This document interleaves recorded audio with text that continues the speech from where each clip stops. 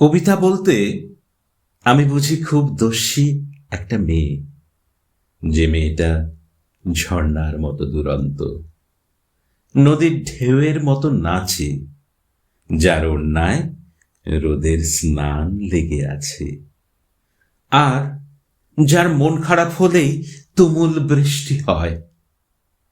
কবিতা বলতেই আমার মনে পড়ে যে মেয়েটার গা পাখির পালকের মতো নরম, চোখের কোণে তিল, যার হাতের আঙুলে ভালোবাসার গল্প লেগে আছে, আর যার মন ভালো থাকলে আকাশে খুব বড় চাঁদ ওঠে।